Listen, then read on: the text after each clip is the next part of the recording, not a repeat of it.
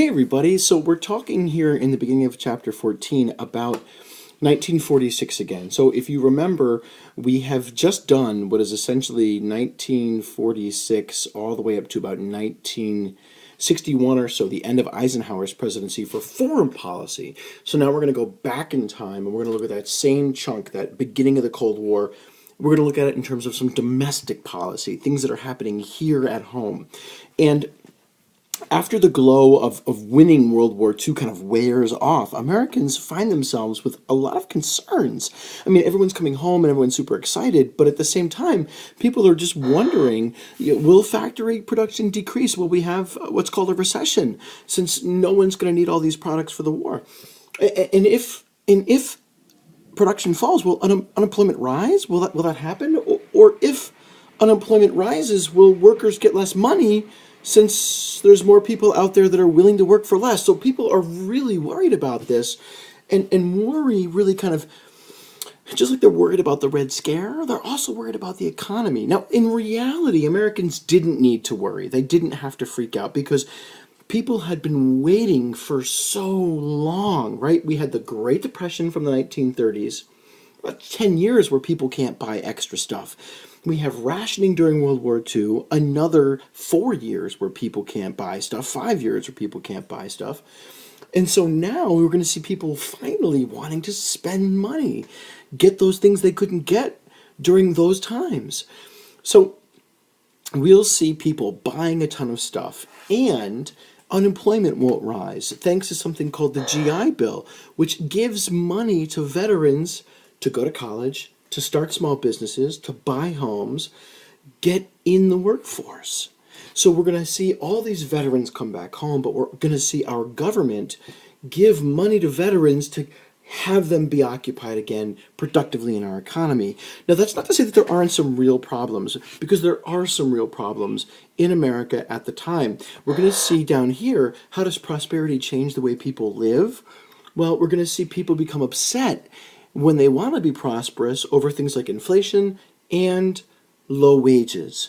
And we're also going to see people who get upset when some people have more prosperity than others. And we'll see people begin to attack unions if some people think that unions are hurting businesses and they're being too greedy. So, what does this look like? Wait, hold on.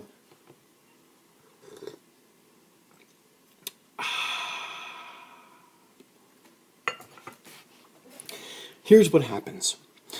Since people want to buy all this stuff for the first time in like 15 years, consumer demand goes up.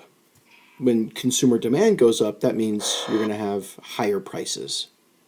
Workers are going to be upset about this because these higher prices, well, there's a name for that, right? That's called inflation. Like, take a look at this chart. Inflation goes through some spikes. It goes way up in the 19-teens. Then it hits the 1920s and everything is great and everything is wonderful. And then we hit the 1930s and there's nearly not a lot of inflation. Prices really don't rise, right? They begin to fall. Here's the, that Great Depression begins. But then look, we hit 1940 and then huge price increase during World War II. World War II ends. 1945, and then prices begin to rise again pretty quickly as we hit 1945, 46, 47. And workers are really upset about these rising prices, not just because the prices are going up, not just because inflation is happening, but because they're not getting the pay raise to go along with the rising prices. If prices go up, that's fine as long as my wage goes up the same amount, and then everything is fine. If prices go up and my wage stays the same, that's no good. You're going to see a lot of people in a lot of different industries, automobiles, steel, railroads, mining, be really upset about this inflation. So they're going to go on strike for better pay, especially, and here's an example, the mining industry, it'll go on strike for better pay. And the response is just catastrophic. If you think about it, take a look at this. This is from an old newspaper from 1946, and it's talking about the impact of the coal mine strike. So there's a coal shortage that's paralyzing the nation.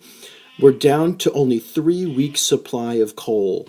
Industrial areas totally useless without their coal. Government agencies trying to keep supplies up for essential services. Automobile plants throw 350,000 people out of work because they have to shut down without the coal. Output for steel drops 57%. And it goes on and on and on. The nation's railways take 2,000 trains off their schedules. All of these things are there. And so what happens? Take a look. On Friday at noon, President Truman summoned Mr. Lewis, who's the union leader, and Mr. O'Neill, that's the guy who owns the coal mines, to the White House. Because what they're looking at is finding some sort of solution to the problem. President Truman, when he calls these people in there, he's going to put pressure on them. He's going to end the strike by having the government threatening it to seize the mines and at the same time pressuring mine owners to grant most union demands. So what you see here is Truman trying to solve these problems, but here's the catch. Most Americans look at this and say, you know what? Democrats aren't getting it done. Prices are rising. Labor unrest. You guys aren't getting it done. Republicans are going to see this. They're going to take advantage. And in 1946, they're going to be elected to Congress as the majority for the first time since 1932. And they're going to try to limit the power of unions to cut down on the ability of labor to create unrest in the economy. So we're going to see them pass a law called the Taft-Hartley Act, and it limits unions in two important ways. Here's one of the ways that it limits unions. It outlaws closed shops. Now, a closed shop looks kind of like this. Here's how it works. In the closed shop, let's say you have two different groups of workers applying. Some of them are already in a union, some of them are not. In a closed shop, you can hire only the people in the unions. That means that unions will maintain strength because the workers will be in the union. That'll give them more power when they go on strike. The other thing that it outlaws, besides closed shops, is this issue right here, what's called the union shop. See, the Taft-Hartley Act allows states to pass what it calls right-to-work laws, and those prevent union shops from being hired. So let's take a look at what that means. In a union shop, you can hire anyone you want. They can be in a union like this guy here, or people that aren't even in a union. It doesn't matter.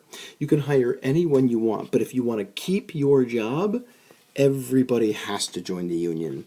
And in a right-to-work state, you don't have to do that. In a right-to-work state, you can be free from having to join the union up front once you get hired. So these are some of the ways we'll see President Truman trying to solve some problems, Republicans capitalizing on the fact that Truman's not able to solve a lot of these problems, and this issue of prosperity is going to continue to kind of be vexing to him as he goes forward.